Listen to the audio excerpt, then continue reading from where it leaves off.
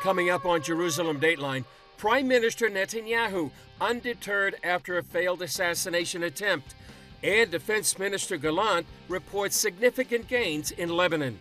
Plus, Amiad Cohen with a strategy for battling Hezbollah, with the endgame being safety once more in Israel's north.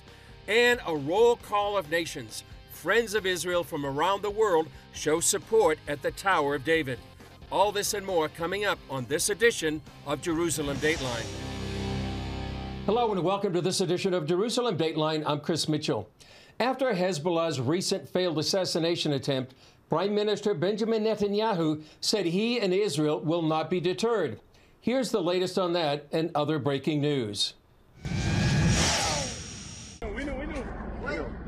Iran is denying it tried to kill Benjamin Netanyahu after a drone struck his private home in Caesarea this weekend. 3 unmanned aerial vehicles penetrated from Lebanon. 2 of them were shot down, and the third hit a building in Caesarea in an attempt to hit the prime minister. Netanyahu and his wife Sarah were not home at the time. After the attack, he went on social media. And we're continuing our battle with Iran's other terrorist proxies. We're going to win this war. So will something deter you? No. Israel is blaming the Islamic regime in Iran and says it will pay. It's already expected to retaliate soon for Iran firing 181 ballistic missiles at the Jewish state on October 1st. In the aftermath of the elimination of Hamas leader Yahya Sinwar, hundreds of Hamas terrorists are shown surrendering in this video from the northern Gaza Strip. Israel sent thousands of leaflets encouraging Hamas terrorists to surrender, and the former CEO of SodaStream offered $100,000 and safe passage to anyone releasing a live hostage. A top Hamas official says the terror group isn't giving up and insists no hostages will be freed till the IDF leaves Gaza. The Hamas movement will continue with the covenant of the founding leaders. That covenant, outlined in the Hamas charter, calls for exterminating all Jews in Israel and wiping out their nation. He said Hamas will keep trying to commit mass slaughters like October 7th. Meanwhile, in Lebanon, the IDF is pummeling Hezbollah infrastructure, training bases, tunnels, and says it won't stop. So far, more than 1,500 Hezbollah operatives have been eliminated. We are not stopping. We are at war and attacking all the places that Hezbollah uses for terrorism. Overnight, the IDF targeted Hezbollah financial institutions to rob the terror group of its economic oxygen. In the U.S., presidential candidate Kamala Harris is rejecting the claim. She believes the IDF is committing genocide in Gaza. During a campaign stop, she responded to a pro-Palestinian protester who accused the administration of not speaking about genocide. She said, "What he is talking about, it's real, and I respect his voice." Former Israeli Ambassador Michael Oren called what Harris said a very dangerous precedent, and was the first time that the White House has been linked to a libel that threatens Israel's legitimacy. While the U.S. Secretary of State makes his 11th visit to the regions since the start of the war began on October 7th, Netanyahu emphasizes that Israel is fighting for its existence. Today, the great nation of Israel shows the world how a nation needs to act when it's facing a danger to its existence, and looking the face of danger in the eye with peace of mind, and knowing what must be done and what can be done, and to be willing to enter the fray. Israeli leaders point to progress on both the northern and southern fronts. Israel's Defense Minister Yad Cohen visited soldiers fighting Hezbollah along the Israeli-Lebanese border and told them Hezbollah is collapsing. The IDF says it's killed some 2,000 Hezbollah terrorists and wiped out 70% of their rockets. The IDF recently declassified intelligence about deceased Hassan Nasrallah's bunker.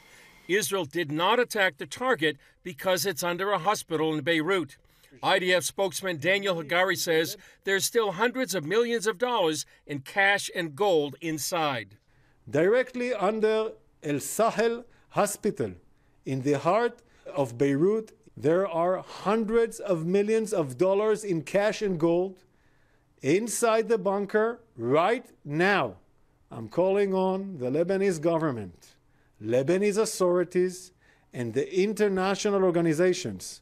Don't allow Hezbollah to use the money for terror and to attack Israel.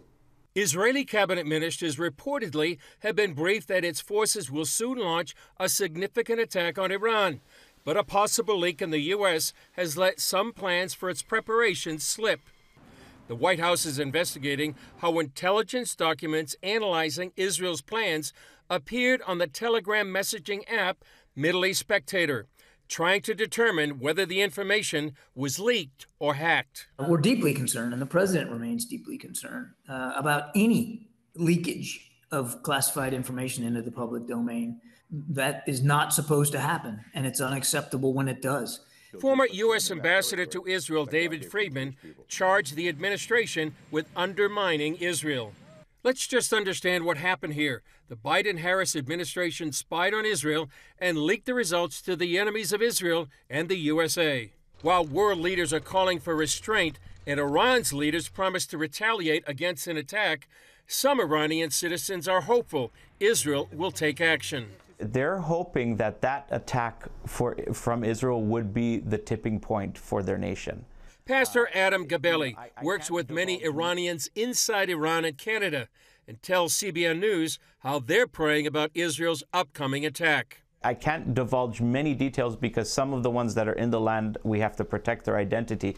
But they are really praying that Israel would be that force that would overturn what they've been suffering for the past decades.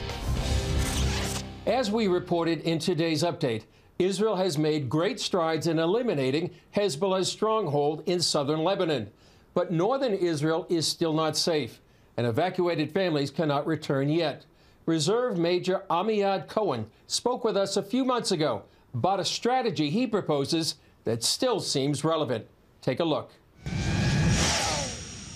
Amiad Cohen, great to be with you here in CBN News. You're head of the Herut Center, a conservative think tank here in Jerusalem, and you wrote an article called The Last Lebanon War in Tablet magazine. Tell us your main message here, why you wrote it. So Israel has a habit to live in a Groundhog Day in front of its enemies. We're in Gaza again and again, going back and forth and raiding in Gaza in the past 20 years and having a deep conflict there. And the same thing in Lebanon since the 70s. We're again in a raiding structure against Lebanon with no real end game and outcome. And every time we're getting stronger and Hezbollah is getting stronger. We need to end that Groundhog Day once and for all. And the only way to do that is by understanding the strategic, decisive points at our enemies, how they think about it. And the most important thing for Hezbollah in Lebanon is their land and territory.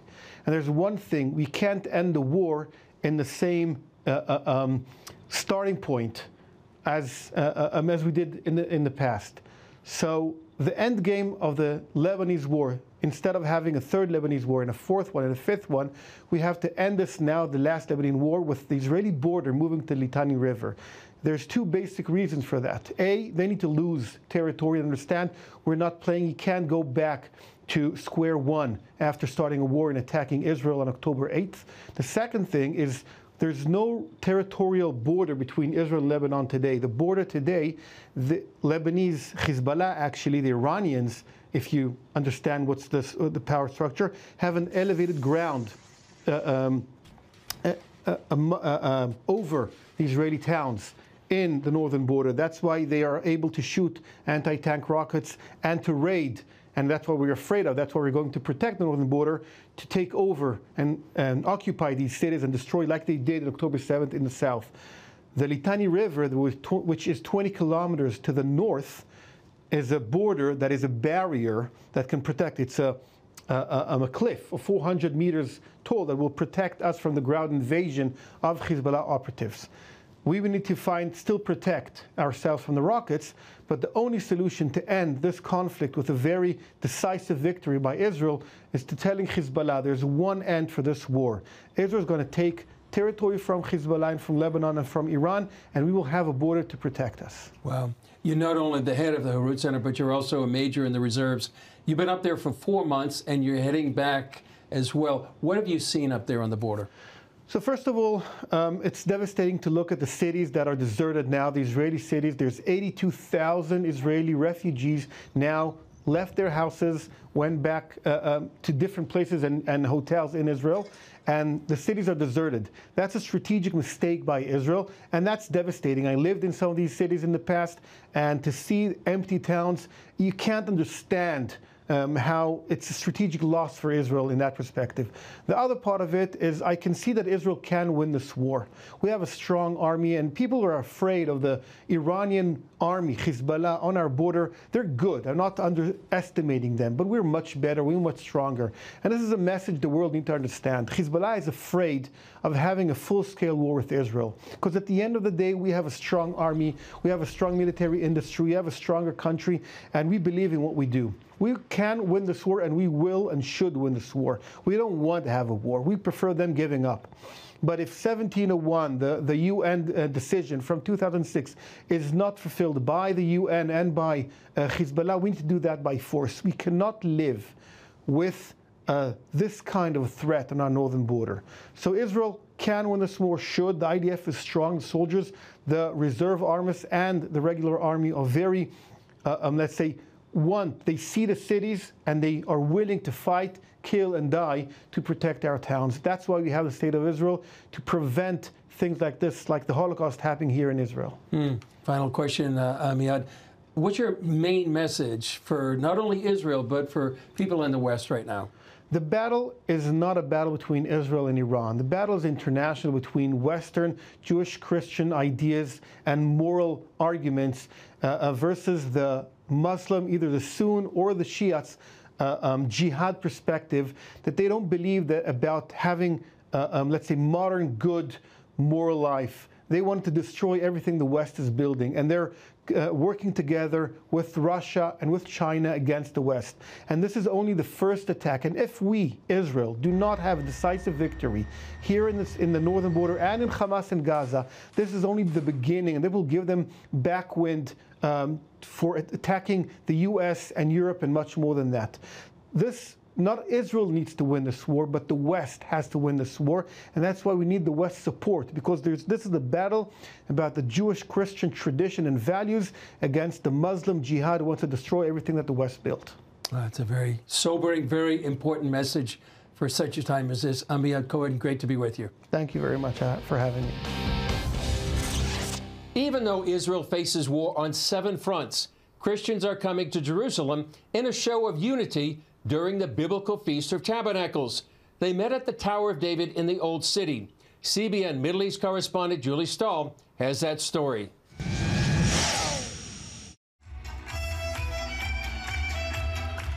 Battling a fear of war and travel difficulty given airline cancellations, Christians still came to Israel to participate in this special celebration.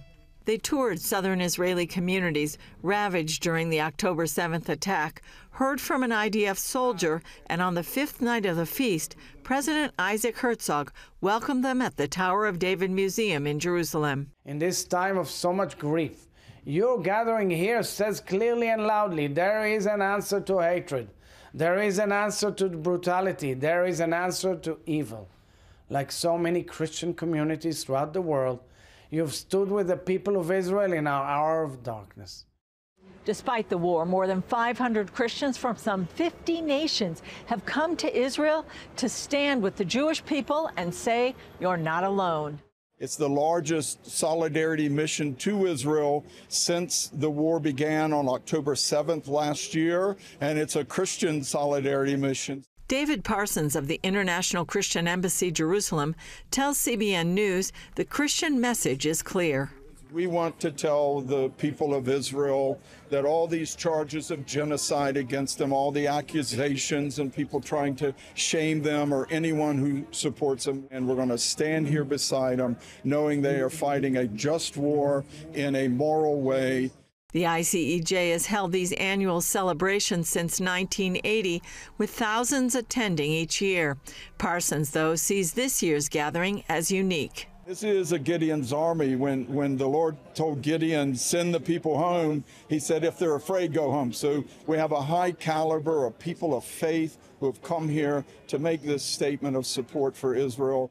Delegations from 54 countries, including some with no formal diplomatic ties to Israel, carried their flags in the roll call of the nations. It also included an Iranian Christian. They joined together in an original song about freedom for the hostages.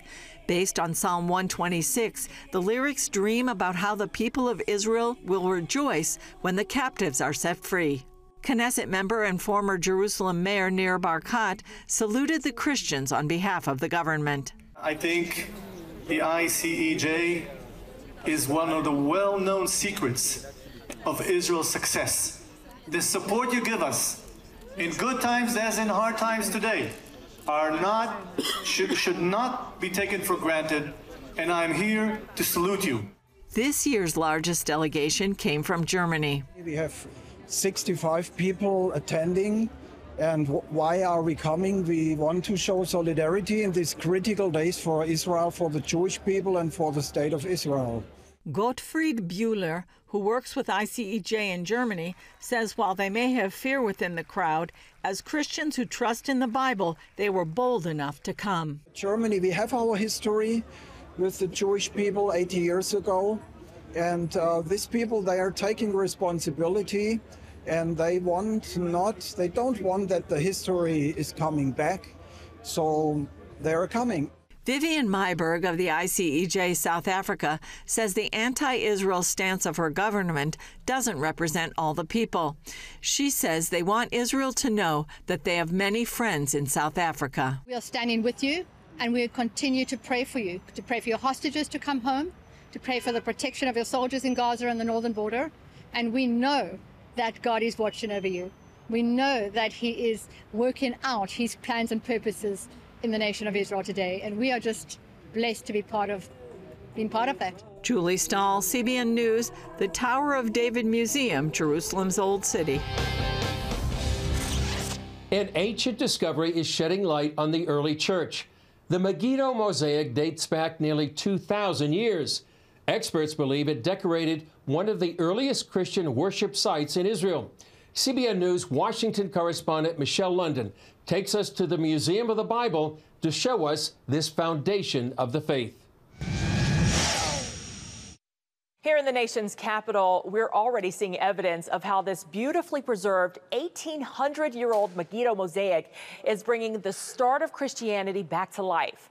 Since its recent premiere here at the Museum of the Bible, curators say it's already drawn in thousands of visitors from all over the world. How we now have rediscovered it and can witness Christianity so far back. Behind each of these original artifacts lies a powerful story reaching across generations. It's kind of crazy, and how they just finally discovered it, which is pretty significant, I think. From teenagers to history teachers. This exhibit, for sure, has been my favorite part. We saw an eagerness to learn. What we teach and something that is an artifact, something that is real, and something that most importantly is interesting, is really profound for students. When I heard about this mosaic and read the story behind it, I got the same kind of chills and the same kind of goosebumps. Historians like the Museum of the Bible Scholars Initiative director, Dr. Bobby Duke, described the Megiddo mosaic as the greatest discovery in Israel since the Dead Sea Scrolls. What's something people don't know about this exhibit or may not know? I would say the question we get asked the most often, is it real? It does date back to the 3rd century, AD 230. A period before Christianity became an official religion of the Roman Empire. The Megiddo mosaic features a table used for communion and a design showing 2 fish, early symbols of Christianity, with handcrafted geometric patterns. To make the designs that we see even around this flooring here, I mean, that takes hours and hours and hours. The mosaic likely decorated one of the oldest Christian prayer halls in Megiddo, a city located in Canaan. In the 1940s, this site of ancient worship became buried under a newly maximum security prison, where it remained for 60 years. Then, in 2005, archaeologists accidentally rediscovered it. They're wanting to do some construction, And whenever you do construction in Israel, you have to do a salvage archaeological dig to make sure that you're not constructing over something significant. They carefully excavated the Mosaic, hiding it securely in northern Israel, until flying it here for a first public appearance. Show us some of the exciting features, the inscriptions. So the first one right here is dedicated to a man named Gallant. Historians say he was a Roman centurion who helped fund the Mosaic floor and table, a rare show of unity between Romans and Christians. The second inscription describes some key women in early Christianity, while the third marks history. The table is dedicated to the God Jesus Christ. Now this phrase, God Jesus Christ, is in the 5th line of the inscription, and it is actually in a shortened form, so the letters that have the lines over them, it is actually a respectful way to write those words. Dr. Duke believes these early writings are some of the first to show belief in the deity of Jesus, with this inscription from a Christian woman identified as a Keptis that reads, God Jesus Christ. The Megiddo Mosaic is one he hopes will open up a world of possibilities for future discoveries. I think the thing that excites me the most is we never know what the next excavation is going to show and demonstrate. No one before 2005 would have ever dreamed we would have found something as beautiful and significant as this. So what's around the corner? The Megiddo Mosaic exhibit is on display here at the Museum of the Bible through July 2025. And after that, curators say it may visit some other U.S. museums before returning home to be memorialized close to its original site in northern Israel. The yearly Jerusalem parade brings visitors to the city to celebrate the Feast of Tabernacles with rejoicing, singing, and dancing. It's a wonderful time. And the largest solidarity mission since October 7th, more than 500 Christians from 54 nations came to join the celebration and say to the Jewish people, you are not alone. Check it out.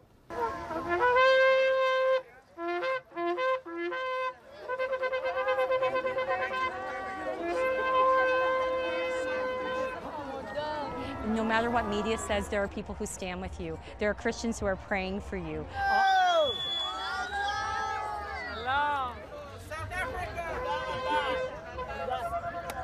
I feel so happy. It was so beautiful.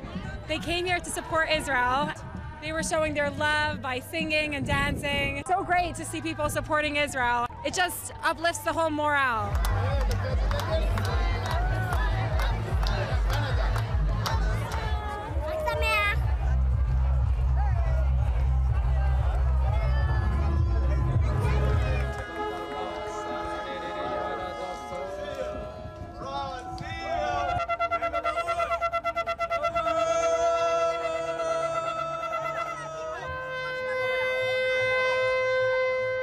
Well, that's all for this edition of Jerusalem Dateline. Thanks for joining us. Remember, you can follow us on social media, and you can access CBN content through our CBN News and other CBN apps. And don't forget to sign up for our email blasts so you can keep up with breaking news. And please remember to pray for Israel, for the return of the hostages, and for the safety of IDF soldiers and all those in harm's way. I'm Chris Mitchell. For all of us here at the Jerusalem Bureau, Hag Sukkot Sameach. Happy Feast of Tabernacles. We'll see you next time on Jerusalem Dateline.